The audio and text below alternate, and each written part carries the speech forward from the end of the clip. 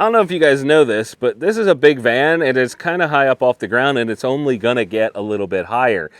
And that means it's kind of difficult to get into. I've shown before that my knee comes up to where the bottom of that step is. I hope you can see that, but my knee is right here, and that takes a little bit to get used to getting in and out of this vehicle. And you might say to yourself, John, why don't you get some freaking side steps on the van?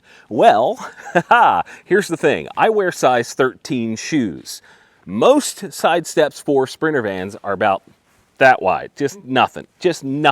And I absolutely hate the idea of having this tiny little thing to support my big old feet. And honestly, I think most of the steps that are out there are a little bit janky. There's a couple that look like you would roll your ankle every freaking time you got in and out of the van. It just doesn't seem like a good solution. And that's what I'm all about, is good solutions to issues that exist. And then the thought occurred, what if the step could move and get out of the way? Oh yeah, somebody makes that. It's a company called Amp Research. And that's what we're about to put on this van right now at Mainline Overland. After measuring and marking where we want the brackets to go, Pat crawls under the van and starts scraping away some of the very thick undercoating material that comes on the van. We love the coating, however, it is in the way of the brackets being mounted properly, so he's using a razor blade and trimming that away so it's nice and clean, like they always do on every install at Mainline.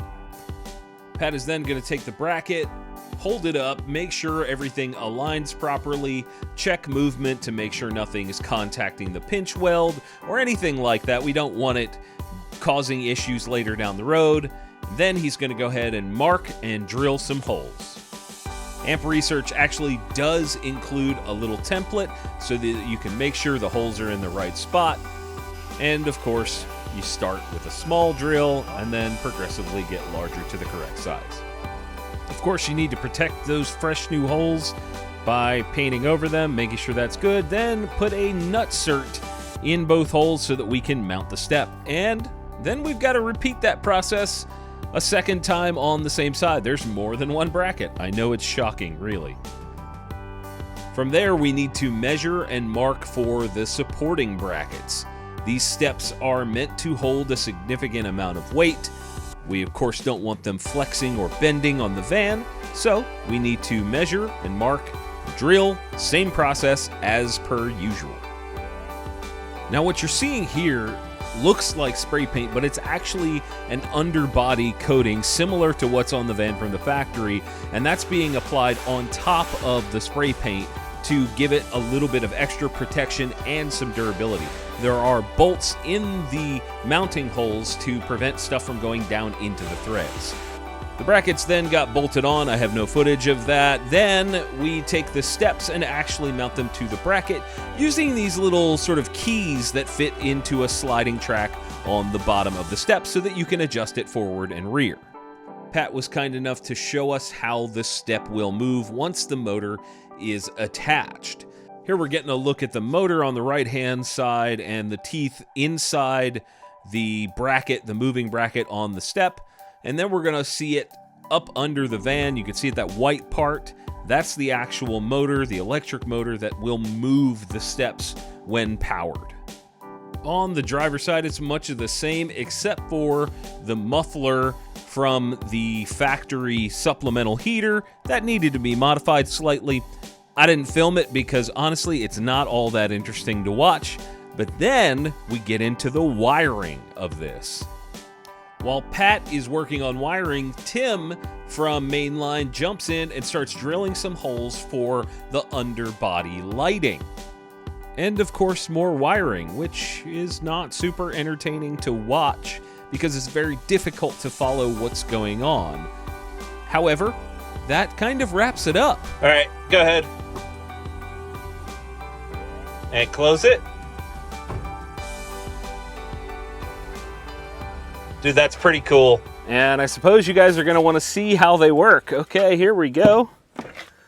Look at that. That's cool, right? And then look at me. Woo! Just, right up into the van and right out of the van. And I can go right back in and then, woo! And then I close the door and wait for it. Boom! And then we go around the other side. And the same thing happens when you open the slider door or the front door on this side, but the step is much larger. Look out for that Fix-It Sticks kit. And then, oh, look at this, right up into the van. Oh my gosh. And more importantly, easy to get out so I don't fall on my ass.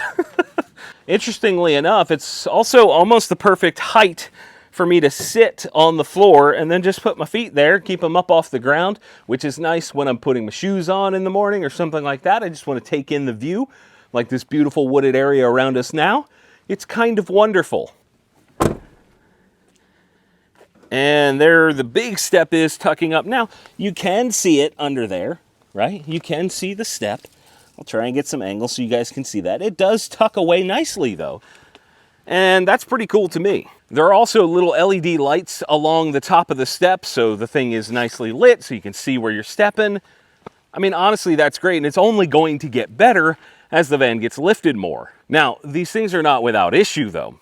Haha, this is the fun part. So I'm in Colorado. I'm hanging out with my good buddy Sean and Angel, and we're having a good time. I go outside, open the door, the steps don't come down. What the hell? I have no idea what's happening. Why are the steps not coming down? We open and close the door, use the van a bunch, unplug the module, replug it back in, turn the van off, on, all the things that you could do, much like a computer. Did you try turning it off and on again? Okay, right? Yeah, that's great. They stopped working. Let's figure this out. Maybe I blew a fuse. Well, the fuse, I believe, is under the driver's seat. That's kind of a pain in the ass to be able to access, right? Ha-ha! Here's the thing. I hit up Pat. I say, hey, dude, these aren't working. What do you think's going on here? He goes, oh, that happens sometimes. These steps do this, and it's an issue with the van communicating to the steps. It's a Mercedes issue. Yay! Great. So despite that issue where randomly they decided to stop working, twice now this has happened since they were on the van. I mean, it's not a horrendous thing. It's a little bit annoying. I can still thankfully get in and out of the van, but that's a bit frustrating. I mean, there's not much we can do about it at this rate because it's how the van communicates with the steps. And to be honest with you, I like when they're working 100%. I would say that they have worked 99% of the time so far.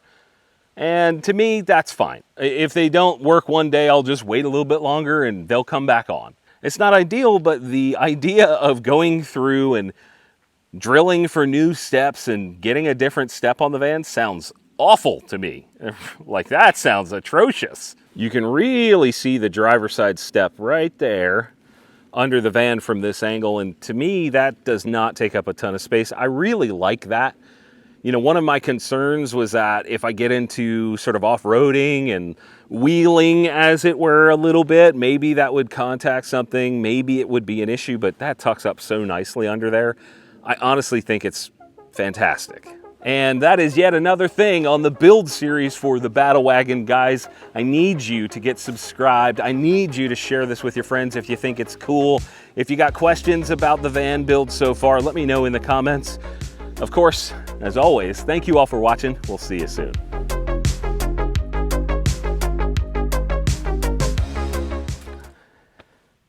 I just realized there's a giant dick on the pavement here. I don't know if you guys could see that, but that's pretty funny. I don't know how they did that. That looks like spray paint or a burnout shaped in a dong.